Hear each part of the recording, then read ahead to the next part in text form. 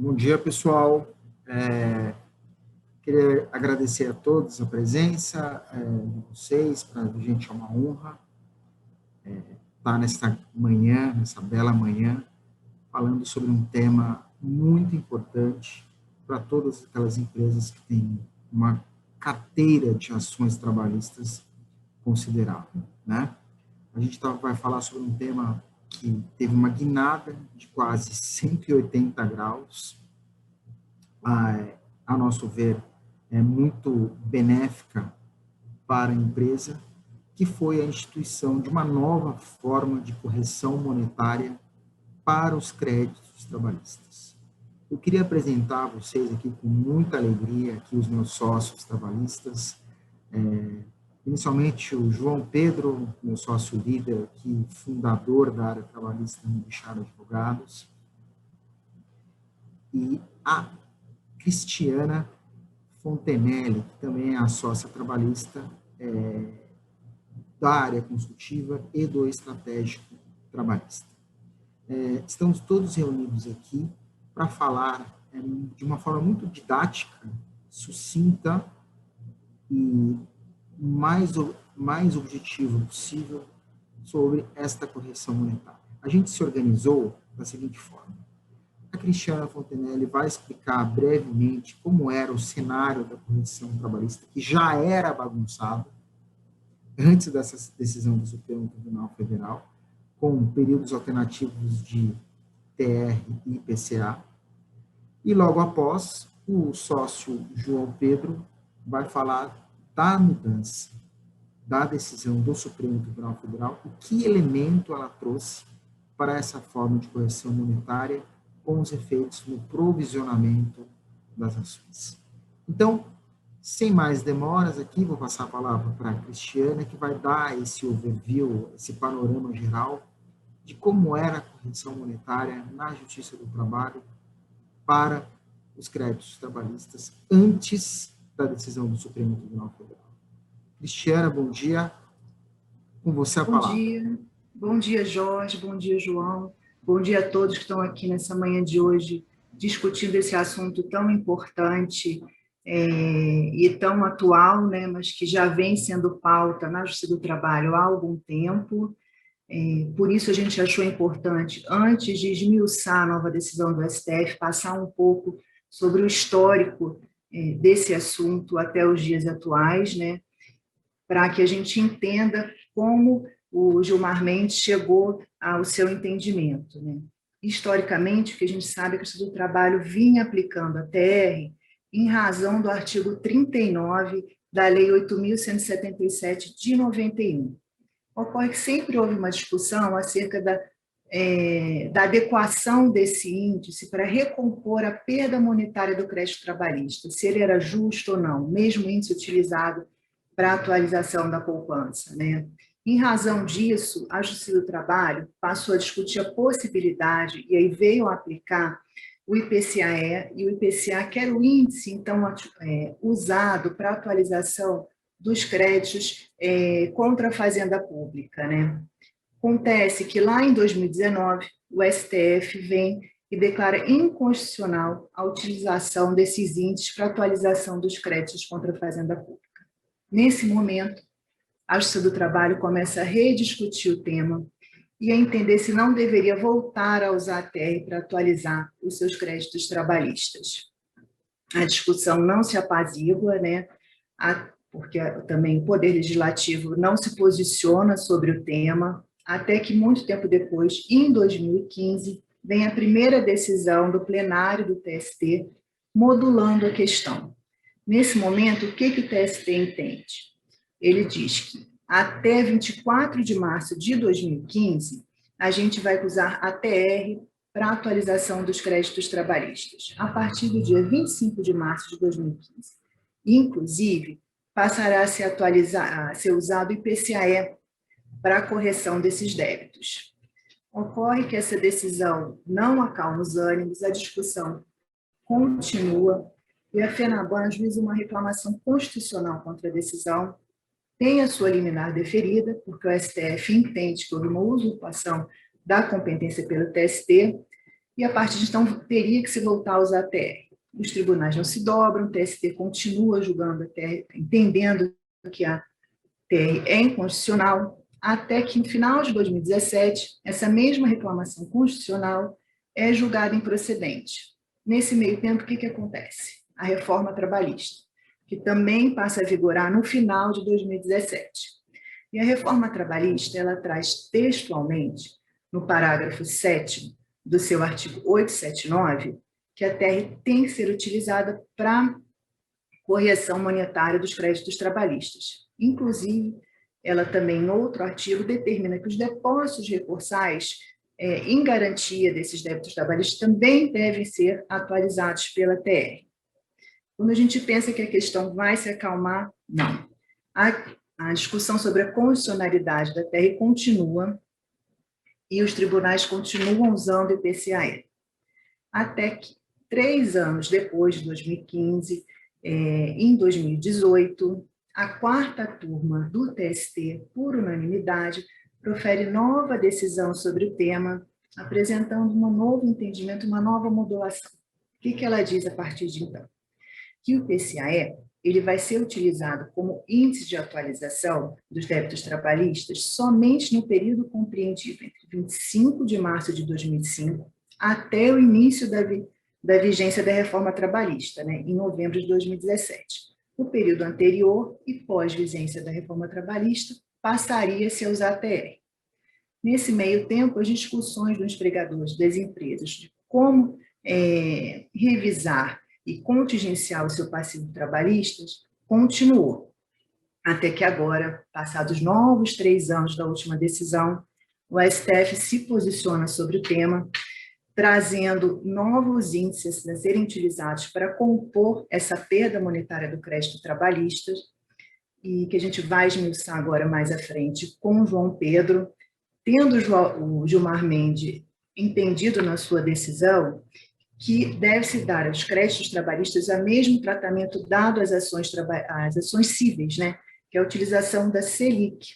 E ele diz o quê? Como a Selic já tem sua composição em juros, a gente não precisa mais usar isso na fase processual.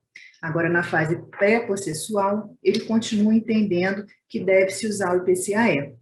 É sobre essa nova decisão importante que a gente vai começar a falar agora com o nosso sócio João Pedro, que vai passar também uma pequena apresentação bem objetiva sobre o tema, para que a gente entenda qual é esse novo caminho a partir de então. João, com você agora. Obrigado, Cris. Eu acho que você fez um resumo muito bem feito. Eu acho que entender um pouco dessa dinâmica é entender a confusão que é esse trabalho, né? Ou seja, em alguns momentos o TST usurpa da sua competência e resolve decidir temas que não deveriam ser decididos pelo TST. Felizmente, o STF apaziguou esse entendimento agora. É óbvio que a própria decisão do ministro Gilmar, ele diz que o Congresso deve se manifestar sobre o tema e deve trazer um índice que faça efetivamente a correção dos débitos trabalhistas. Então, alguns projetos de lei já estão tramitando nesse sentido, mas como o Congresso tem milhares e milhares de outras demandas, muito provavelmente a gente vai conviver com a Selic no momento processual e com o IPCA na fase pré-processual. Eu vou pedir a licença de vocês para colocar no ar aqui uma apresentação que eu acho que fica mais didático para que a gente possa acompanhar, porque eu acho que o mais importante disso tudo que a gente está verificando é efetivamente a modulação, né? Ou seja, acho que eu passei um pouco.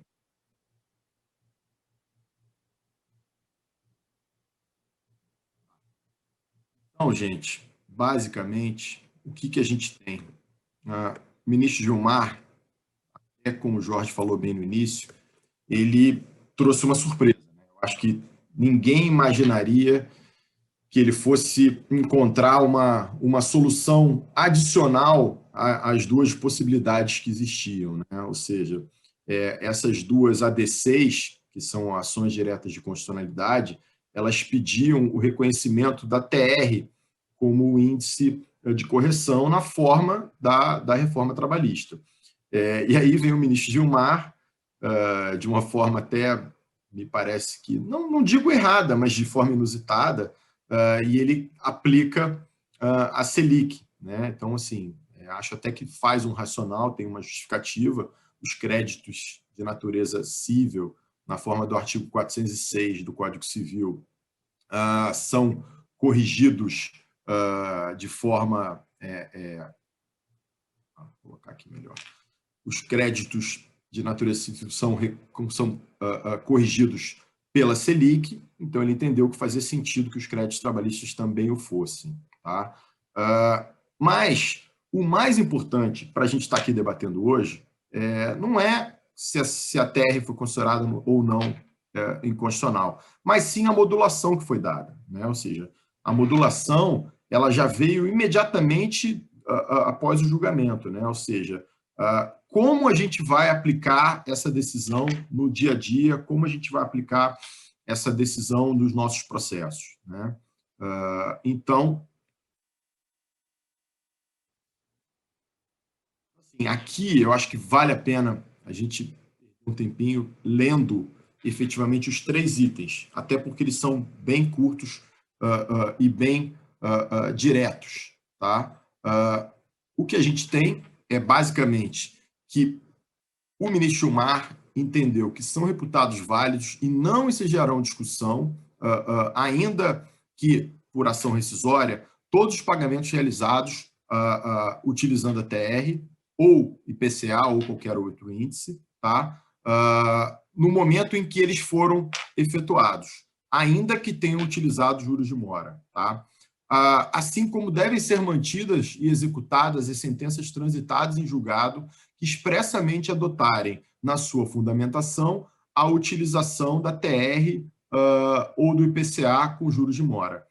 Esse item 1, ele pode parecer muito direto, mas ele tem aqui uma pegadinha que mata nesse segundo item, tá? O que normalmente acontece nas sentenças trabalhistas? Cada juiz tem uma fundamentação para índice de correção, tá? Muitos deles expressamente se manifestam que deverá ser utilizada a TR mais juros de mora de 1%. Outros, que já tinham o entendimento de que o IPCA era o índice correto, colocavam textualmente uma decisão incidental de inconstitucionalidade da TR e aplicavam já o IPCA. E existiam alguns juízes, acredito eu que a maioria deles, que colocavam basicamente na sentença o seguinte: juros e correção monetária na forma da lei. Esse é um ponto super importante para a gente estar analisando. Por quê? Porque muita gente fala assim, não, a partir de agora, então, a gente vai usar Selic sempre. Não, a gente vai ter que prestar atenção no que efetivamente consta da sentença. Se a sentença transitou em julgado com ATR ou transitou em julgado com IPCA, e ainda que exista um recurso pendente sobre outras matérias, por exemplo, a parte está recorrendo apenas de horas extras e equiparação salarial, e ela não discutiu o IPCA ou ela não discutiu a TR, vai valer o que está na sentença transitada em julgado, ainda que o processo com outras matérias não tenha transitado, né? Então, esse é o primeiro ponto de atenção que eu chamo. Tá? No item 2, ele destaca na modulação que os processos em curso que estejam sobrestados na fase de conhecimento, e aí é importante relembrar o que a Cris falou, que havia uma decisão liminar do ministro Gilmar determinando que os processos que tivessem essa discussão fossem sobrestados. A maior parte dos juízes não sobrestou, muitas empresas fizeram esse requerimento, e aí os juízes tiveram que se manifestar. Sobre esses processos que estão em fase de conhecimento e que eventualmente estivessem sobrestados, deve ser utilizado de forma retroativa a taxa Selic, juros de correção monetária, sob pena de alegação futura de inexigibilidade do título judicial fundado em interpretação contraditória ao posicionamento do STF. Então, se aquele caso está sobrestado, vai valer esse entendimento mais atual pela modulação do ministro Gilmar. Tá? E o terceiro item diz basicamente o seguinte, que o acórdão formalizado pelo Supremo sobre a questão deverá ser aplicado de eficácia imediata, erga omnes, e com efeito vinculante, no sentido de atingir aqueles feitos já transitados em julgado, desde que sem qualquer manifestação expressa contra o índice de correção monetária e taxa de juros. Ou seja, se a sentença nada falar sobre o tema, vai valer a aplicação da Selic. Tá? Eu achei importante essa modulação feita pelo ministro Gilmar, porque normalmente as decisões vinham sem um esclarecimento maior, o que gerava uma confusão muito grande no futuro. Assim, para, em linhas gerais, a gente resumir, para as ações novas, a gente vai aplicar o IPCA na fase pré-processual e a taxa Selic a partir da citação. Tá? O que a gente quer dizer com isso? Se o IPCA, antes da distribuição da ação, for um índice alto, a gente pode ter uma situação até meio esdrúxula de que o período pré-processual vai ter uma correção maior do que o período posterior à citação da ação, onde a gente vai usar a Selic. Daqui a pouco eu vou passar um pouquinho de como estavam esses três índices para vocês verem como é o impacto relevante dessa modificação. Tá? Nas ações em trâmite, na fase de conhecimento, ou ainda que estejam pendentes de recurso, desde que esse recurso ataque efetivamente essa discussão, vai valer o IPCA na fase pré-processual e a taxa Selic a partir da situação de forma retroativa. Para as ações em fase de execução com sentença que expressamente adotar a TR ou o IPCA, vai-se adotar o índice transitado em julgado. Nas ações em execução que não adotarem expressamente nenhum índice, ou seja, a sentença é omissa em relação a esse tema, ou ela simplesmente fala que deverá ser utilizado o índice de correção na forma da lei, vai-se usar também IPCA, fase pré-judicial, e Selic após a citação. E para os pagamentos já realizados, ainda que extrajudicialmente, vão ser reputados válidos os pagamentos que foram feitos, não se aplicando a decisão do STF. Tá? Um outro tema importante é a gente entender o que são essas decisões transitadas em julgado. Né? Ou seja, se eu tenho um processo que já transitou e eu fiz um pagamento naquele processo, pagamento esse que não foi alvo de discussão, não foi alvo de recurso, ele não vai poder ser revisto. Né? Ou seja, a gente não vai poder recuperar a diferença entre um índice e outro. Tá? A discussão do índice na fase de execução, ela só vai acontecer quando tiver alguma dúvida em relação ao índice aplicável. Mas o ministro Gilmar, já se antecipando a isso, disse o seguinte: se a sentença transitada e julgada não for expressa em utilizar o IPCA ou utilizar a TR, deve-se usar sempre a Selic. Tá? E aí existe uma dúvida também em relação à execução provisória. Tá? Nesse caso, como não há um trânsito julgado, vai se aplicar o item 2 da modulação, ou seja, os efeitos da decisão do STF vão ser aplicados quando a execução passar a ser definitiva. Né? Então, assim, imagine que você tem um processo, você já tenha depositado esse valor na execução provisória, mas o dinheiro não foi liberado. Né? Não foi liberado porque aquela é uma discussão em execução provisória. Quando o processo transitar e ele for passar a ser uma execução definitiva, vai caber à parte requerer o seguinte: olha, o trânsito em julgado foi posterior à decisão do STF, o cálculo deve ser feito para a utilização do IPCA na forma que foi feita a modulação. Aqui, basicamente, é um pouquinho do que a gente já falou, né? Ou seja, o pagamento realizado na ação trabalhista em relação ao pagamento incontroverso já realizado nos autos, o STF entendeu como válido, ou seja, aqui o entendimento me parece muito correto do ministro Gilmar e referendado pelos demais ministros, no sentido de que não faria o menor sentido você permitir a rediscussão do tema através de uma ação rescisória para pleitear a diferença de atualização, né?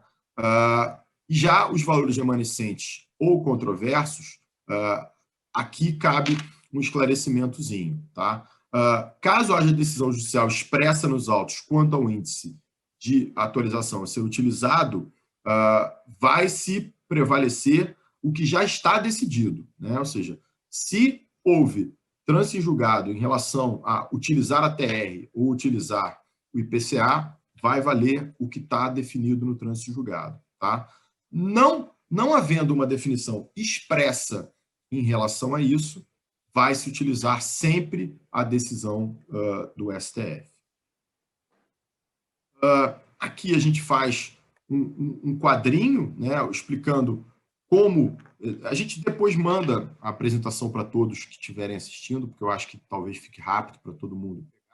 Mas, basicamente, aqui a gente indica qual vai ser o modelo em cada momento que vai se utilizar, né? Ou seja, ações novas aplica-se ao STF, execuções sem a manifestação expressa sobre o índice, usa-se a decisão do STF, ações em trâmite ainda em fase de conhecimento, também vai se usar a decisão do STF. Onde não se aplica a decisão, pagamentos já realizados e para as execuções que estejam transitadas em julgado, já com uma expressa referência à utilização de um índice, ou TR, ou IPCA, ou até um outro índice que possa vir a ser definido pela sentença. Tem aqui. Então, basicamente, o que a gente pode resumir? Que a decisão afastou a TR, né, como a Cris muito bem colocou, o entendimento era de que a TR não corrigia o índice corretamente. Para mim, a grande surpresa foi tirar os juros de mora. Eu acho que tem muita gente que ainda tem dúvida em relação a isso, né? Ou seja, só para deixar muito claro, dentro da composição da Selic, já existem juros embutidos, né? Então, muita gente pensa, e outro dia até li uma sentença de uma juíza de Minas Gerais, que ela usou a Selic, mas falou assim, não, juros de mora, para mim, são juros de mora, né? Então, nesse caso, que é o primeiro que eu vi, ela calculou juros, 1% de juros ao mês, mais a Selic, o que fica muito caro, né? Mas o que está prevalecendo, o entendimento correto que está prevalecendo é Selic, né? Ou seja, a Selic utilizada atualmente, anualmente, na qual já tem a composição dos juros. Para vocês terem uma ideia, eu vou pegar aqui, vou fazer uma colinha aqui no meu celular, vamos pegar aqui dois anos especificamente, tá?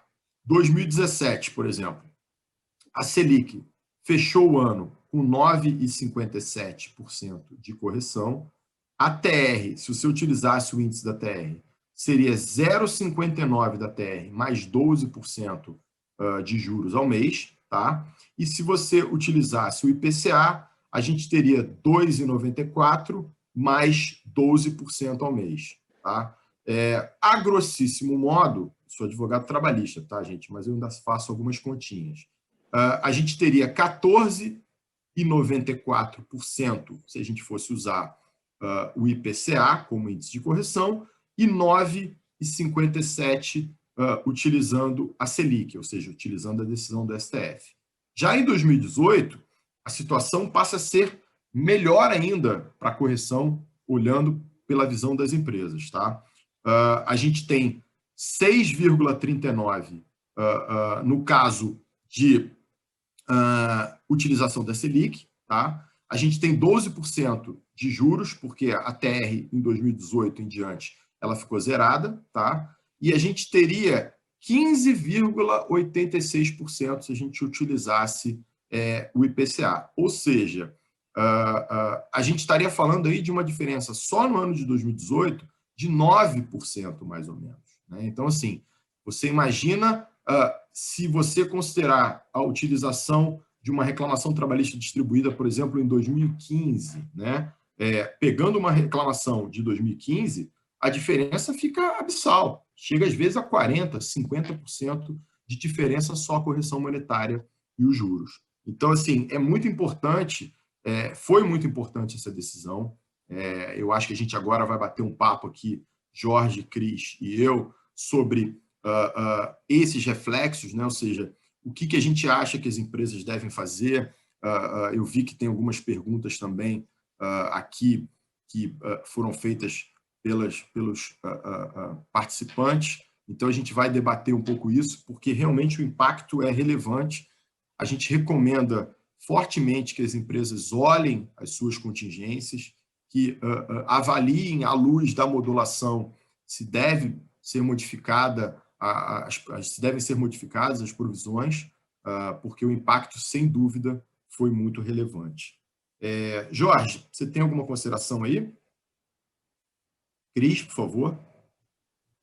João, eu acho que o ponto mais essencial, quer dizer, acho, no meu modo de ver, dessa discussão toda, é realmente revisitarmos a provisão, né? Eu acho que identificarmos, primeiro, as oportunidades que vêm dessa decisão do Supremo, porque quando você tem uma nova decisão, como a gente mencionou no começo, que dá uma guinada na forma de correção e institui a Selic, modulando-a e substituindo-a pelos juros de mora, gente, só aí são 12% ao ano. É para parar e prestar atenção em relação a isso. Na sua carteira, se esses processos que são revisitados e que você até então estava provisionando, várias empresas, né, João, Cris, já estavam provisionando pelo IPCA, pela fase de conhecimento, na fase recursal, e agora podem ter a oportunidade de uma provisão pela Selic, sem os juros. Então, respeitando esta modulação que a gente está batendo, obviamente, é bem provável que vocês encontrem uma gordura na provisão. Porque, do que está posto na mesa,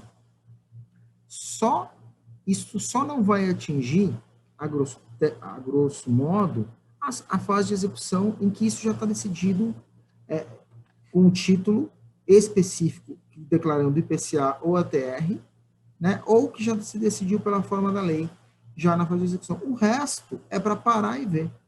É para parar e ver alguma gordura e oportunidade para provisão. Então, esse é o meu maior, a bandeira aqui, que eu venho chamar a atenção de vocês e que vale a pena olharmos para isso. Temos um olhar cauteloso. Temos aqui algumas perguntas, João e Cris, né? A primeira, que é muito interessante... Vai, Jorge, fala. Vamos lá. A primeira aqui, eu acho que de maior interesse, é a do Igor, quando ele fala assim: o depósito recursal, João, ainda não levantado pelo reclamante, mesmo na execução, é considerado pagamento realizado para esse fim?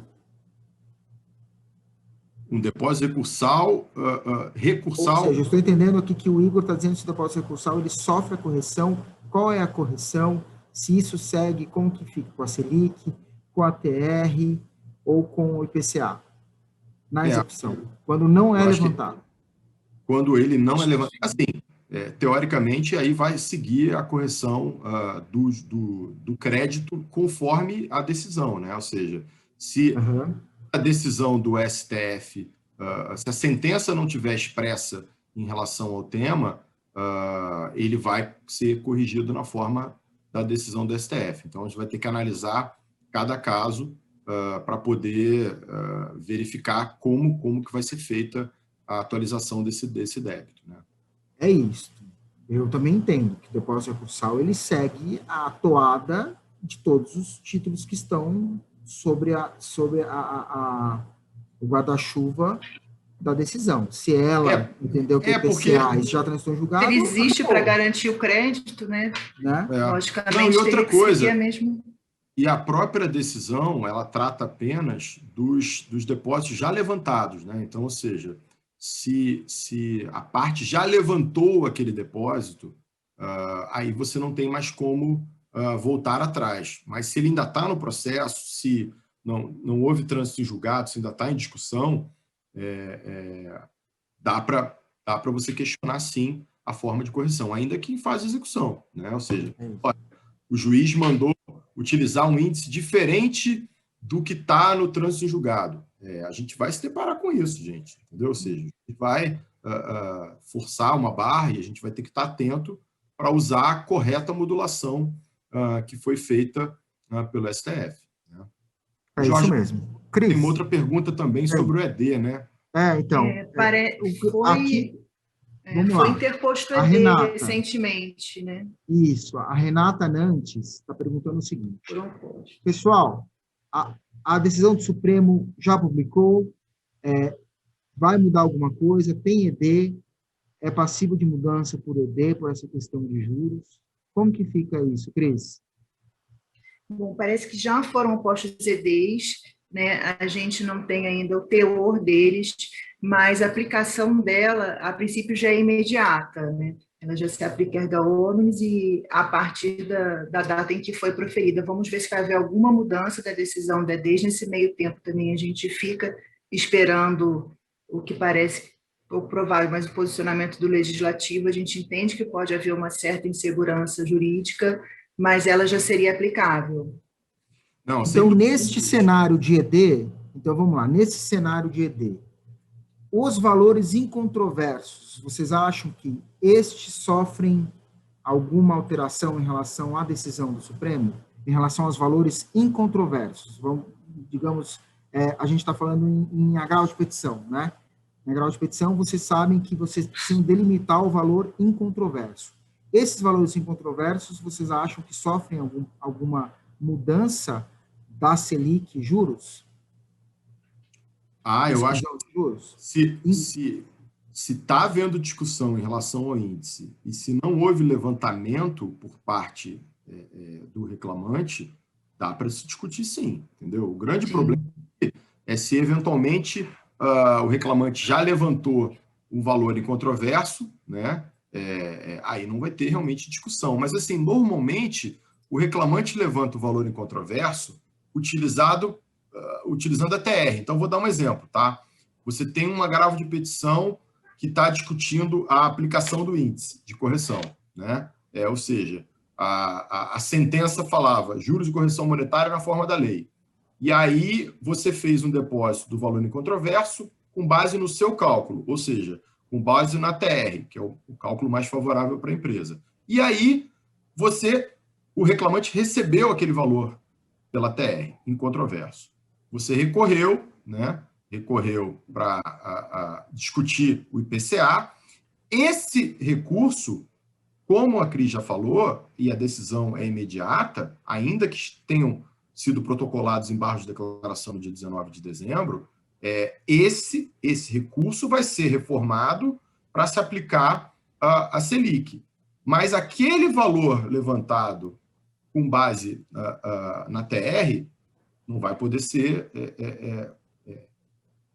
não vai poder voltar para a empresa, né? Ou seja, a empresa, efetivamente, aquilo já transitou, aquela parte já transitou. Lembrando que, como a gente, no cenário de TR, apesar da TR estar zerada, a gente tinha os juros, o índice de TR utilizando a TR, fica maior do que a Selic, né? Então, nesse exemplo que o Jorge deu, eventualmente teria uma diferença para voltar, mas como o reclamante já recebeu e foi em controvérsia e aquela parte transitou em julgado, não dá para pedir o dinheiro de volta, entendeu?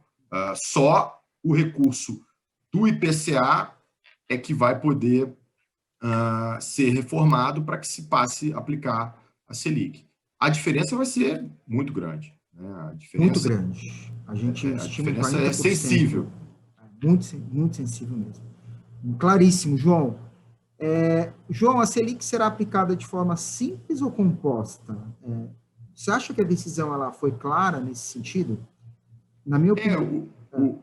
Os embargos de declaração são nesse sentido, né? Pedindo alguns esclarecimentos em relação à forma que a Selic foi considerada, né? Mas na forma com que está, o Selic simples não teria os juros de mora, né? Porque muita gente tomou um susto no primeiro momento, até porque durante a fala do ministro Gilmar, ele só falou de Selic, né?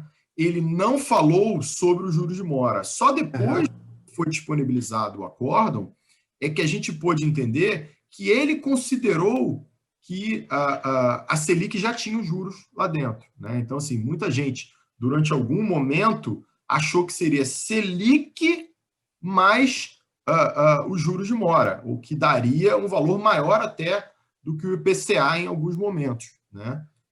Mas não. O que prevaleceu efetivamente, o que está valendo hoje, é Selic sem juros de mora. Tá? E aí acho que e um best guess seu, João, você acha que vai ser por juros composto? Não. Selic composto ou simples? Não vai mudar nada. Eu acho que não. Vai ficar do jeito que está. Eu acho que o STF, primeiro que o STF não tão cedo vai julgar esses embargos de declaração. Esse é o meu palpite, né? Ou seja, eles estão aí milhares de outros temas super palpitantes e esse assunto vai ficar lá um tempo, porque na cabeça do ministro Gilmar o assunto está decidido, né? E como ele coloca muito bem no acórdão, ele diz que o STF teve que tomar uma decisão à medida em que o Congresso Nacional assim não fez, né? Então ele coloca claramente no acórdão de que prevalecerá essa decisão até que venha uma norma que corrija esse defeito legal, né? Ou seja, utilizar um índice como a TR que não corrigia efetivamente os créditos trabalhistas, né? Então a gente acredita que nos próximos anos vai ter uma modificação, né, legal, efetivamente legal, e algum índice, seja Selic, seja IPCA, vai ser utilizado, previsto na lei, né? Lembrando que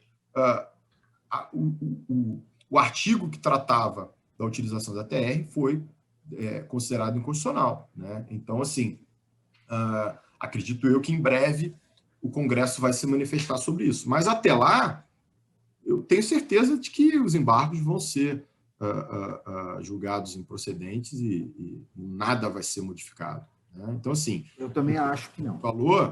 O que o Jorge falou é muito importante, né? Ou seja, muitas empresas tinham os seus processos precificados com base nas sentenças, né? Então, assim, a gente precisa analisar o que não houve trânsito em julgado ainda, né? E adequar as provisões a essa decisão, né? Ou seja, o impacto é altamente relevante, é muito grande, e não há nenhuma justificativa para uma auditoria questionar essa modificação da provisão, à medida em que a decisão do STF é muito clara, né? Ou seja, ela tem eficácia imediata. Eu já vi várias publicações de juízes de primeira instância determinando a readequação de cálculos, né? Ou seja, cálculos que estavam no contador para serem analisados pelos contadores das varas. Os juízes pediram para que nem fosse evoluído a análise pelo contador da vara e que a parte fizesse a readequação. Oi, Cris. Não, exatamente isso, até provocando as partes, né, para se adequarem à nova decisão. A gente tem visto os juízes fazendo isso. Exatamente, exatamente. Eu vou... Tem uma nova pergunta, tem uma outra pergunta novamente sobre o depósito recursal, né? Seria afetado pela decisão? Eu acho que a dúvida permaneceu. Eu entendo que sim, que também a TR não deve ser aplicada aos depósitos, mas a decisão do STF. A decisão do STF não fala, salvo engano, sobre a atualização dos depósitos recursais, né? Já que a atualização dos depósitos recursais é feita pela Caixa Econômica, né? Pois mas até no próprio site o STF, quando noticia a decisão, ele fala dos depósitos, né? Que deveriam seguir a mesma lógica. Então, acho que há um caminho para se... Aí é que tá, mas depósitos judiciais, não recursais, entendeu?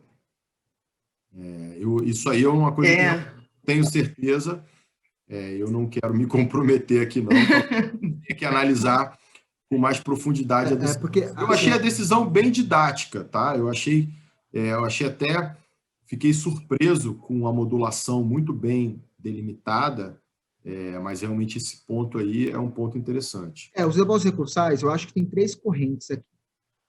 Tem a corrente que vocês falaram, que é a questão de que realmente ela segue a regra de do crédito, né, normal, porque nada mais é do que um valor que tá materializado na ação por meio de um depósito, o instrumental é a Caixa Econômica Federal, então seguiria a mesma toada. Tem a regra, tem também uma corrente que diz que segue a correção da Caixa Econômica ou dos próprios bancos que estão ministrando isso.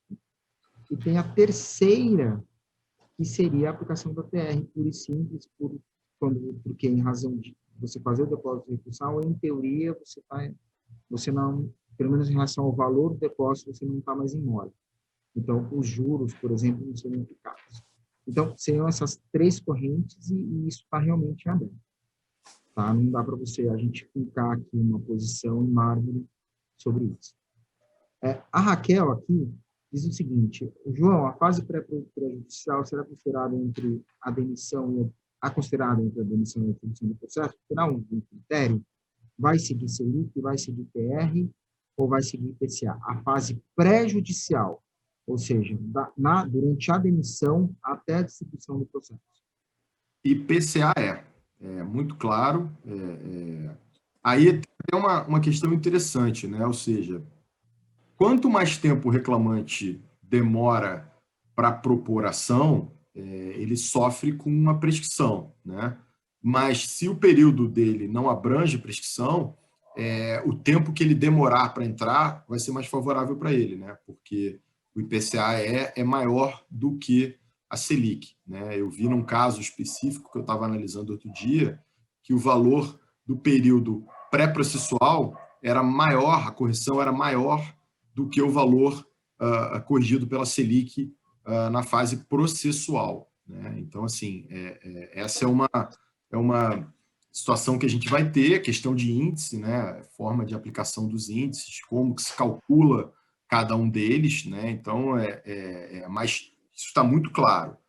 Antes da distribuição da ação, entre a demissão e a distribuição da ação, o IPCA E aí, João, emendando... Depois da citação, né? Depois da citação, a Selic. Entendi. E aí o João complementa ainda, faz uma provocação. A fase pré-judicial, cabe juros de mora? Com IPCA? Ou não? Não cabe. Não cabe porque essa não é a previsão legal, né?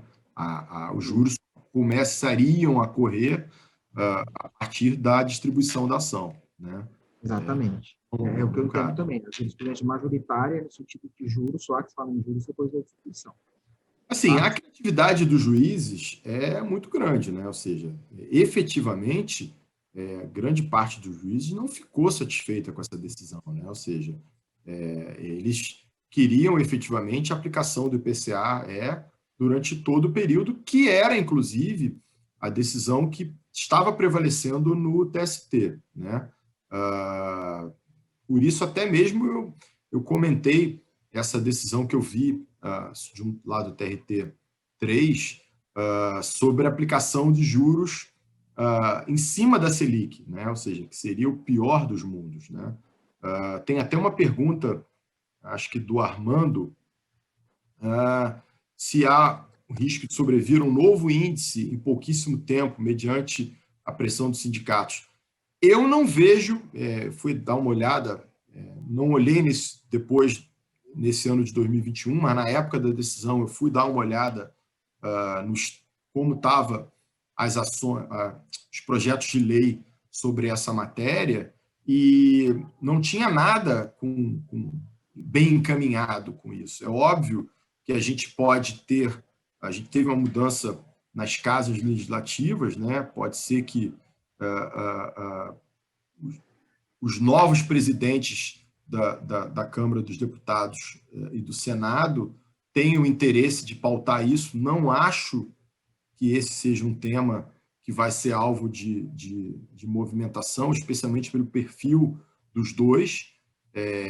O senador Rodrigo Pacheco é advogado, né? Advogado de Minas Gerais, que era basicamente um advogado na área empresarial, então não acredito que ele tenha muito perfil de pautar isso, mas o Brasil é sempre complexo, né? Tudo pode acontecer rapidamente. Né? Cris, a Ana Carolina aqui, ela coloca uma situação interessante. A sentença de 2012, né? E aí, nessa sentença, os juros que a sentença falou que os juros, a correção, seria na forma da lei, João, aquele caso que a gente discutiu antes aqui de entrar, né?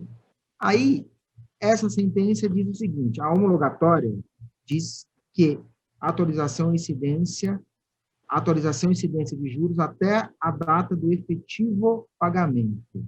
Então, essa é a história. A execução está avançada e não há discussão sobre o índice de correção. Cabe discussão nesse caso, Cris?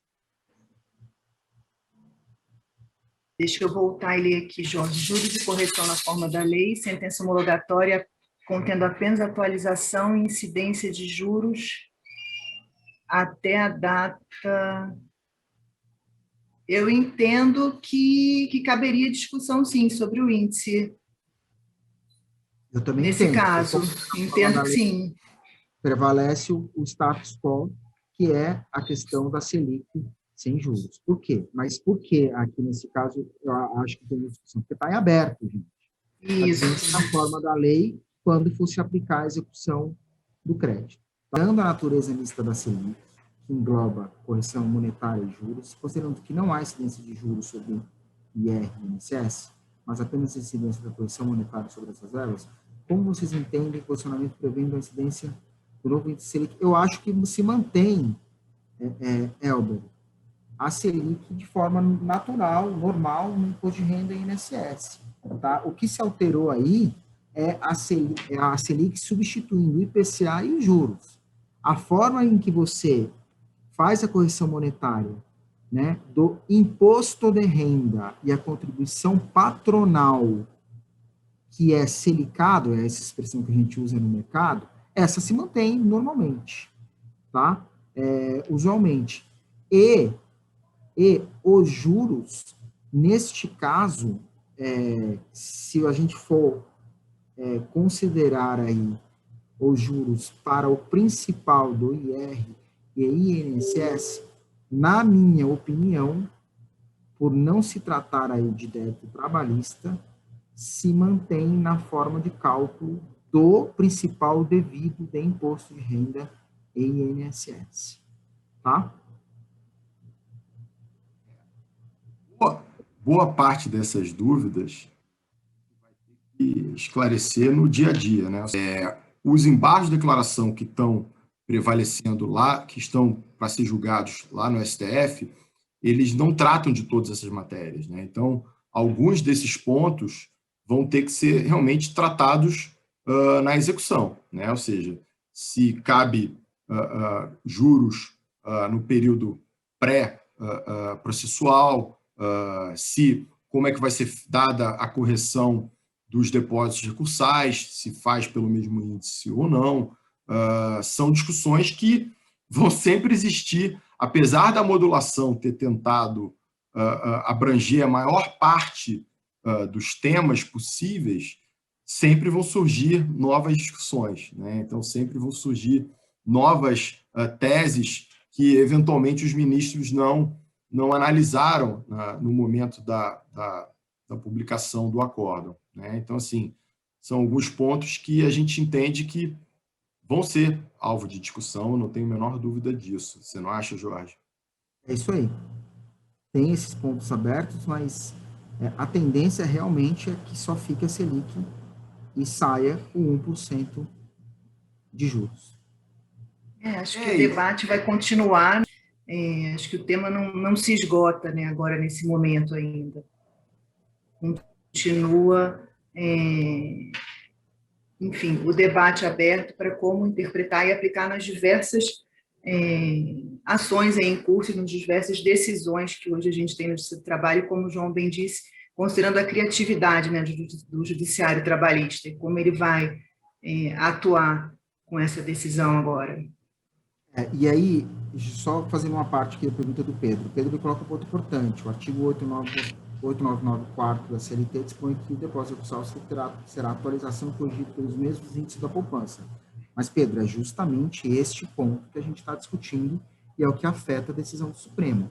Poupança não se corrige mais nada, tá? Então, há grandes chances que esse artigo 899, parágrafo 4 da CLT, após a decisão aqui que a gente esteja discutindo, seja considerado inconstitucional, como vem sendo na Justiça do Trabalho. Se você fizer uma análise da jurisprudência, existem já decisões que não mais aplicam a APR para nenhum tipo de correção a qualquer crédito trabalhista, incluindo a questão dos depósitos recursais. Foi por isso que eu citei as correntes.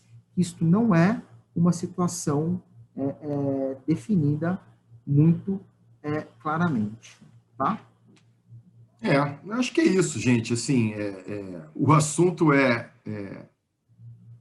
cabe muito debate ainda, né? Eu acho que ainda tem muita coisa. Essas são as visões iniciais sobre o tema. Eu acho que a gente vai ter muita discussão ainda na fase de execução, né?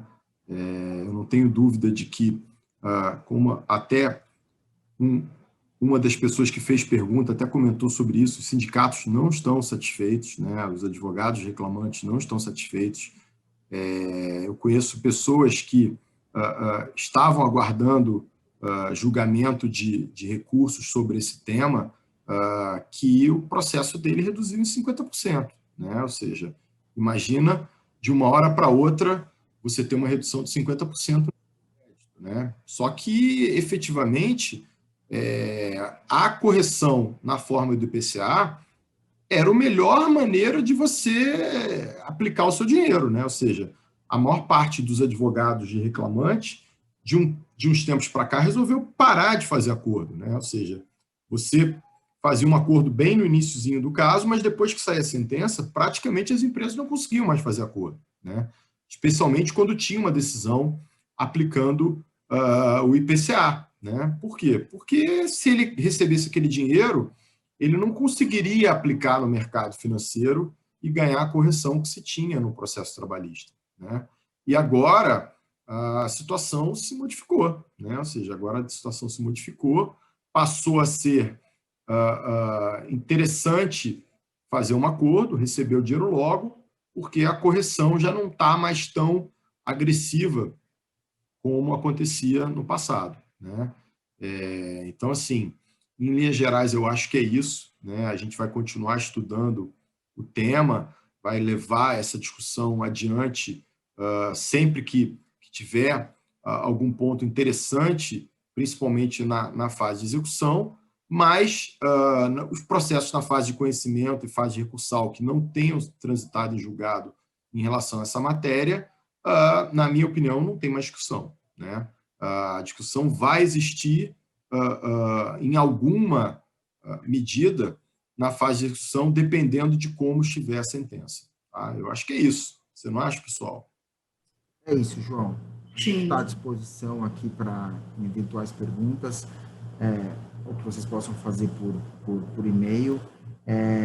A gente vai mandar a apresentação aqui, atualizada, acho que até hoje, né, com essa o posicionamento que os EDs ainda não foram, a decisão de ED ainda não foi publicada, enfim, a gente não tem uma decisão final publicada, e estamos à disposição aqui do escritório para qualquer eventual dúvida em relação ao índice de correção e provisionamento.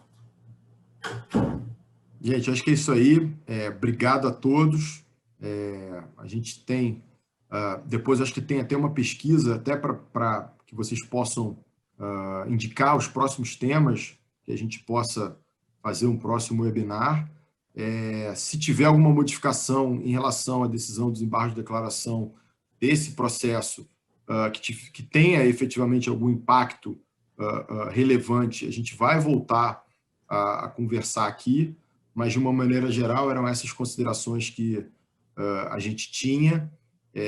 O assunto é bem interessante, ainda tem algumas dúvidas que devem ser levantadas, principalmente nas execuções dos processos, mas a notícia, de uma certa forma, é boa e a gente recomenda olhadas as provisões para que se possa adequar e evitar que tenha um impacto negativo no dia a dia das empresas. Eu acho que é isso, gente. Obrigado a todos. Obrigado, Jorge. Obrigado, Cris. E até o próximo evento aí.